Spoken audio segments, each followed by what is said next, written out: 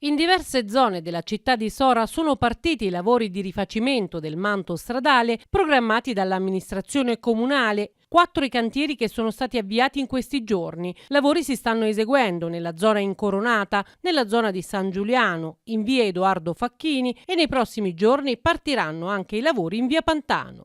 Nella mattinata di giovedì il sindaco Roberto De Donatis ed il consigliere delegato alla manutenzione, decoro urbano e riqualificazione delle periferie Lino Caschera hanno effettuato un sopralluogo per verificare l'avanzamento dello stato dei lavori. È necessario intervenire sull'asfalto, stiamo cercando di farlo nel modo che abbiamo sempre ritenuto più opportuno, ossia quello di rifare le strade, perché in effetti non è riempiendo le buche che si può risolvere il problema dell'asfalto.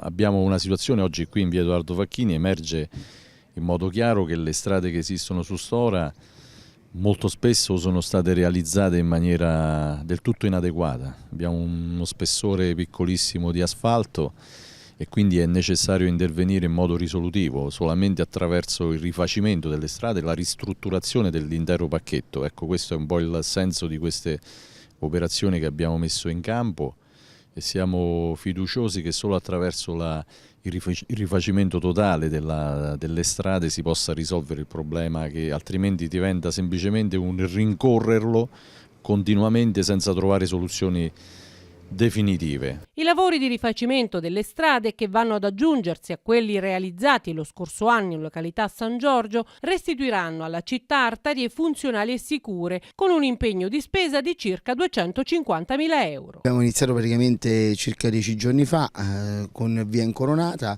dove abbiamo svolto e stiamo svolgendo un lavoro di copertura fossato, quindi ampliamento della careggiata di circa 1,20 m, dal bar Incoronata, per intenderci ristorante Pierina, ad arrivare all'incrocio con l'ESEF, quindi dove c'è il Bar Miró, un tratto abbastanza importante.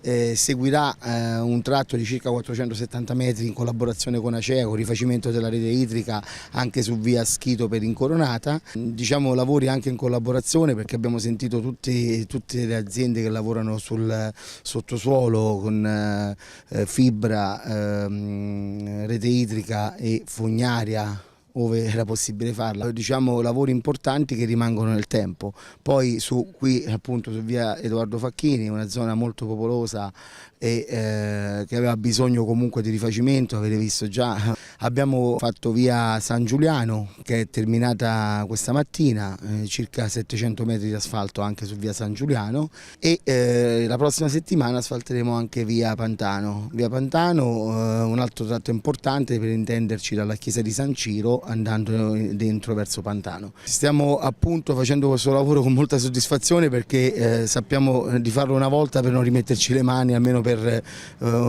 spero un paio di decenni. L'amministrazione comunale sorana sta già programmando nuovi interventi da svolgere nelle altre zone della città.